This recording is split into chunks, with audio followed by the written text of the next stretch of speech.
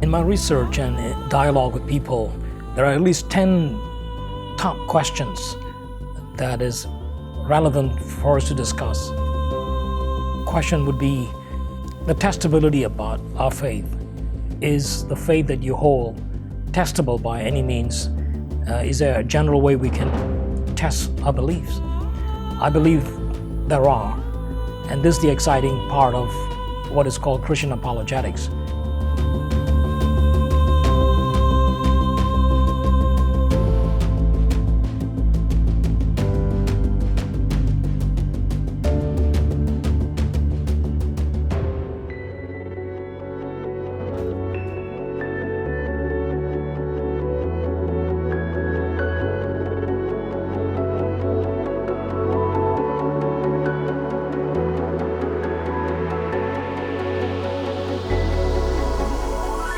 Philosophers and theologians have explored ways and means by which we can be certain.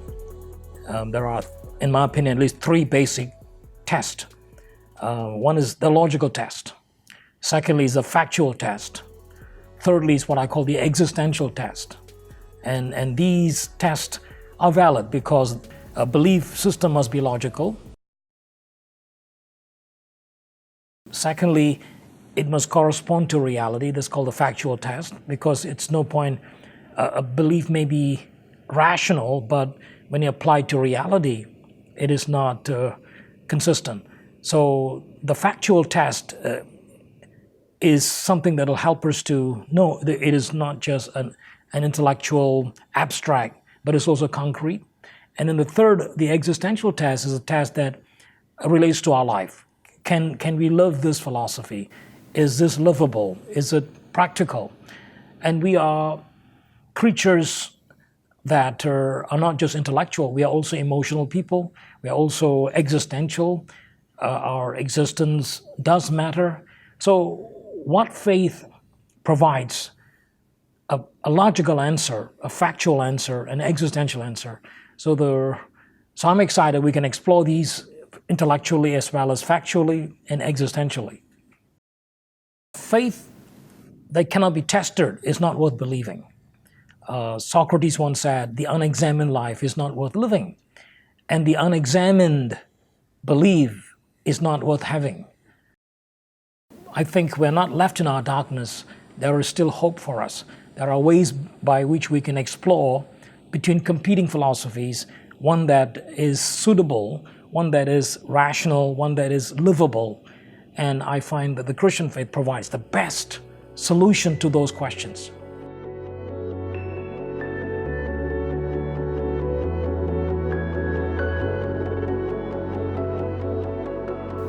There are actually 4 ways by which people normally approach truth. One is called the traditional.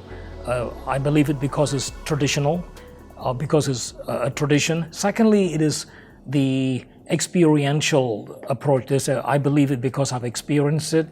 Thirdly, the scientific approach. They say because it's scientifically verifiable. Fourthly is the rational approach, that it is reasonable. Now, as we explore religious faith, by and large, it is more than just experience, because experience can be misleading, experience can be subjective, experience can be personal. So it is not a public test.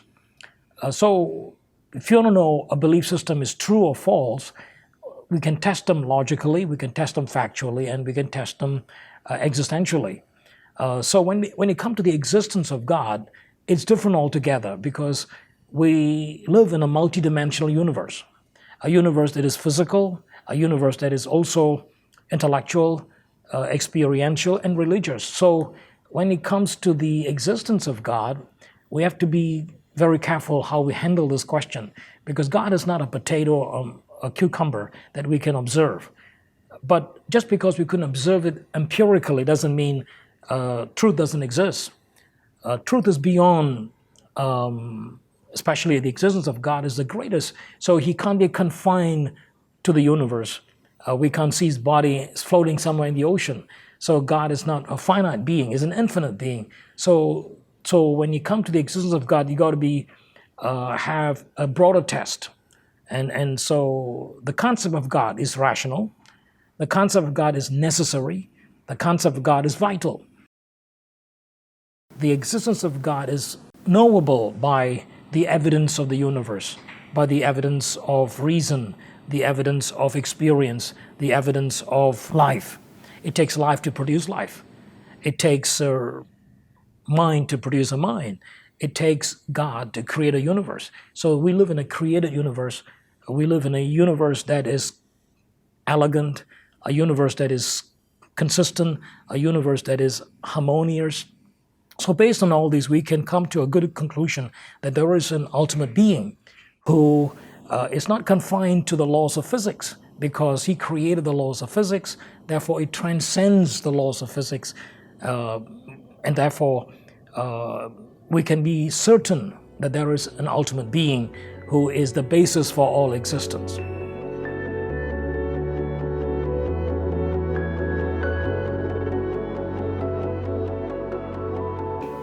A transcendental being is one who transcends the physical categories, the spatial time category, and that refers to the being called God.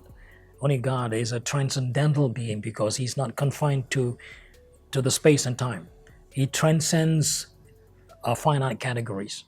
So that's what it mean transcendental, in the sense he transcends the incidentals, yeah, which are finite. So it is. So philosophers would call, Tillich calls God as a ground of being, and other philosophers would refer to God as a transcendental being. He transcends the space-time categories.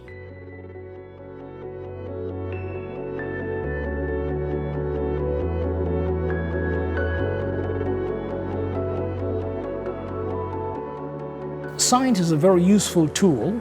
Science can deal with many observable phenomena, but science is also a very limited tool. It is not infinite in its capacity.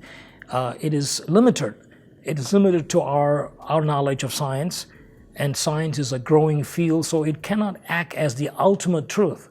Science can only deal with the physical, sensible, testable. Reality is more than what you have experienced. For example, science does not deal with abstract properties like intellect, mind, and so forth.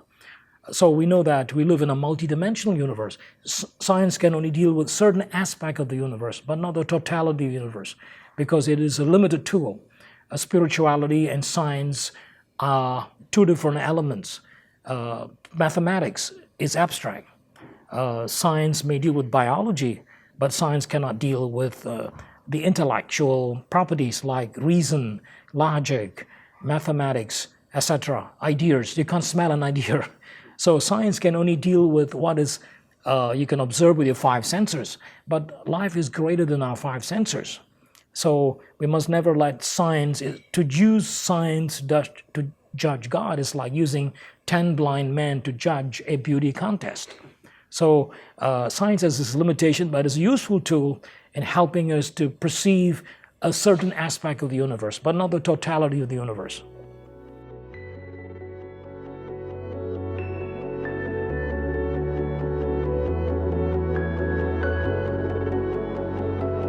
Morality is metaphysical. Morality deals with that is beyond the physical. So science cannot speak authoritatively. Science is totally irrelevant when it comes to morality. Morality is abstract in many sense. It's moral, not physical, but all of us are moral beings. So morality is inescapable. Every human being is moral, but how do we justify a moral act or condemn a moral evil? So science is silent when it comes to morality, and therefore we need metaphysical, we need philosophy, we need theology to explain the morality of a human being. And you cannot use science to justify morality because science is amoral. So science has no place for morality, and scientific pursuit is the physical, and morals are, in a sense, non-physical. So morality is abstract in that sense, and is what is called transcendental. So morals are transcendental in its property, and is spiritual and is in that sense religious. So we have to explore morality not from a scientific ground. No scientist can be an authority on morality. It is a two different field altogether. So life is many dimensional. It is multidimensional, and therefore, when it comes to morality, we have to exercise different conceptual ways of asserting what is morally right and what is morally wrong. But morality does exist. It is not physical. It is metaphysical.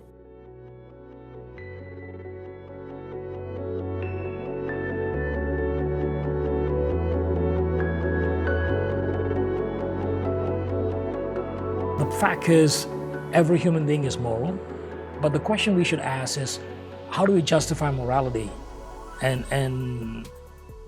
And all of us somehow subscribe to morality. Morality is inescapable, but to deny morality, you must also affirm an absolute. It's like the guy who says there is no absolute, but he has to affirm an absolute while denying it.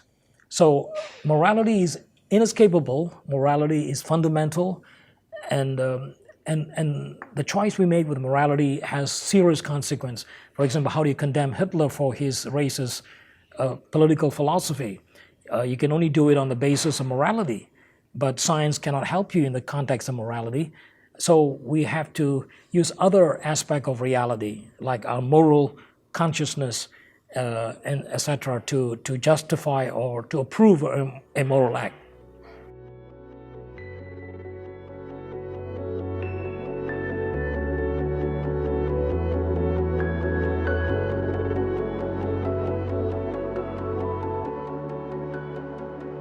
We are intellectual being, we are moral being, we are also religious being. So a wise philosophy will do justice to all the components of life. Not just, we can't just simply take the materialistic view which says that man is matter in motion and there is no morality, there is no aesthetics, there is no value. So that philosophy is limited. So we must accept a worldview that justifies the goodness as well as the moral absolutes, etc. It is always wrong to take an axe and slash a little girl or a boy to pieces. It's a wrong moral act. There's a difference between Mother Teresa and Hitler. Anyone who can make no distinction between A and B is unfit to be a human being. That's axiomatic. So morality is intrinsic to our psychic, and we cannot deny it.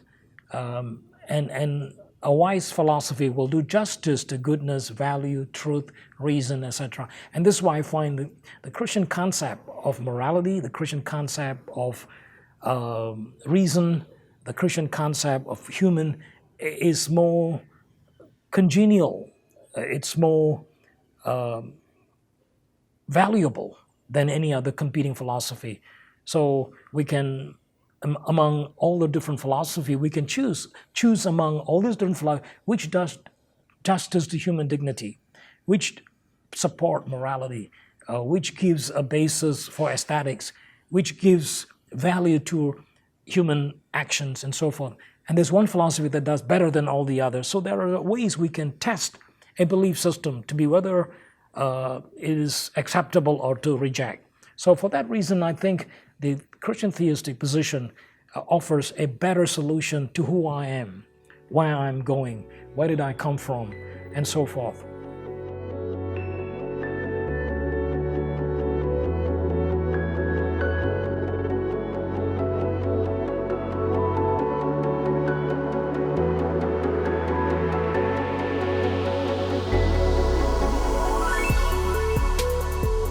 The best way to do that is you take different worldviews, put on the table, and then you ask this question: which among this provides the best view of life, best view for morality, best view for the human being, best view for the universe, best view for knowledge, best view for science?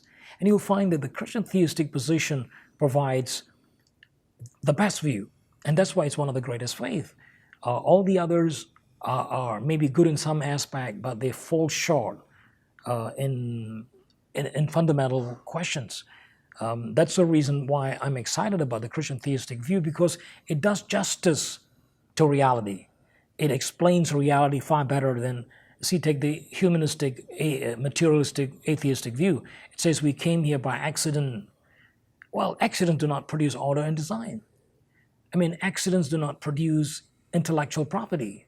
So right at the very beginning, materialism failed to answer the fundamental question of the origin of reason, the origin of life, the origin of values, and so forth. So atheistic materialism fails to do justice to morality, to reason, to value, to humanity. In the context of materialistic humanism, man is an accidental atoms. But we don't treat each other as accidental atoms. If you are just simple accidental atoms, then we have no values. We cannot justify reason, values, and morality. So for those reasons, one can reject the materialistic view of reality and accept a theistic view, which we all live by. We all believe in values, and values are transcendental. So how could we go about supporting morality, reason, values, personality, etc.? So among the competing philosophies, there is one that is right, because all of them cannot be true, because they are in conflict with one another. So go about accept of worldview that will do justice to the most precious thing that we hold to. Like take a newborn baby. We appreciate life. There's value, there's beauty, there is certain transcendental perspective. These can only be supported by a worldview that support all of that. So for that reason, we can embrace the Christian worldview as a view that's kind of holistic. It is basic to reality.